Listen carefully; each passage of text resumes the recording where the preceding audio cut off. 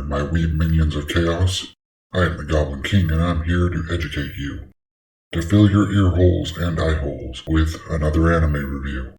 I'll never lie to you, so I'll come straight out and say that I found another Isekai from last season. This one is even better than the last one, though. Well, maybe not better, but it's certainly funnier, and that makes it better in my opinion. As of this recording, I literally just got done watching the full 12 episodes, and I couldn't wait to start working on this review. I'll have you know that this one had me laughing out loud within the first 10 minutes or so. This was certainly not one that took itself too seriously, or really even remotely seriously, which is what made it so damn fun and so damn mad. Yeah, this one is a real treat. So, what's this last season's anime that I found that I want to tell you about? Simples! It's called The Fruit of Evolution. So, first of all, this one starts off when, I believe, basically an entire high school gets transported to another world. There's no Isekai truck or anything like that, just a mysterious voice over the intercom system telling the kids they're going to be heroes in another world and face off against the obligatory Demon King. However, that's not the only way that this anime wants to flip the script on its ear. Nah. Our main character, Seiichi, is a friendless kid who gets bullied all the time because he's, well, fat. And he legitimately stinks. That's actually a bit of a gag in the first couple of episodes. The stinky thing, not the overweight thing. Since nobody wanted to group with him, the mysterious voice gives him an extra skill and sends him off into another part of the world filled with higher level monsters. Even after watching the first full season, I have no idea what the motivation for this was, or even really what the special skill was, if I'm being honest. I probably wasn't paying close enough attention at the time. Anyway, the point is that Seiichi manages to get his hands on these coconut walnut looking things called evolution fruits. At first, nothing really seems to happen when he eats them, but as he starts getting into battles with the various weird wildlife of the area, he starts gaining more skills and abilities, and even starts changing physically. Seriously, the first time, especially, that he triggers an evolution is fucking hilarious. After a bit, he winds up face to face with this higher level boss monster that looks like a pink gorilla. It's intelligent and wants to fight him. They exchange blows and banter, and the monster is impressed enough with Seiichi at this point that she wants him to become her mate. They wind up spending time together, but after Seiichi escapes from her lustful clutches, some things happen and the gorilla girl, whose name is Saria, winds up different. Seiichi also winds up getting more powerful, and they find their way outside the forest in the wider world and make their way to the nearest town, which also happens to be the capital city of the kingdom they're in. I didn't realize that until around the middle of the season or so. For reasons. At this point, things get even weirder when Seiichi and Saria sign up with the local Adventurers Guild. I'll just keep it simple and state that the guild is filled with lunatics, and one of the funniest bits in the series actually happens around this point. I'm not remotely going to spoil it. The guild leader is this guy, Gassel Kroot. Yes, that's all he ever wears throughout the entire series, and his devotion to, we'll say fitness, is as overblown as you'd expect in really most anime. Come on. The devotion of most anime characters to any particular thing is always turned up to 11. This guy is no different. Also, yes, he only has one place to store anything, and it's a running gag. The vice guild leader, or whatever you'd call that, is this girl, Eris.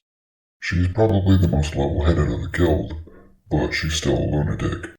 I should probably just save time and state that nearly every character in this anime is goofy or crazy to a greater or lesser extreme. I'm not remotely joking. I told you that this one really doesn't seem to take itself too seriously. So far. The main character does wind up OP as fuck, and they actually make it entertaining by making it part of the joke. Anyway, when they go to apply for the guild, Seiichi and Saria are introduced to this girl, Artoria, a higher-ranking adventurer who's supposed to proctor their tests for entry and licensing and all that. We'll just say she winds up joining Seiichi's party. Yes, it's one of those situations. Now, I've told you all before that I like these type of manga and anime because they're often the most funny and over-the-top ridiculous. Although, so far, this anime doesn't really have anything in the way of fan service at all. At least not that I saw.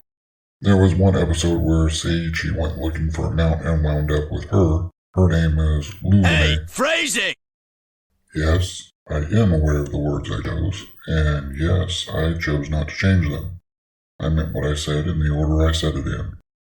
We also wind up meeting the earnest warrior girl, Louise, and both the obligatory Imoto and cat girl character in one, Origa.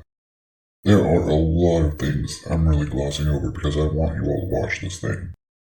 I honestly found it remarkably entertaining and it had me legitimately laughing throughout its run.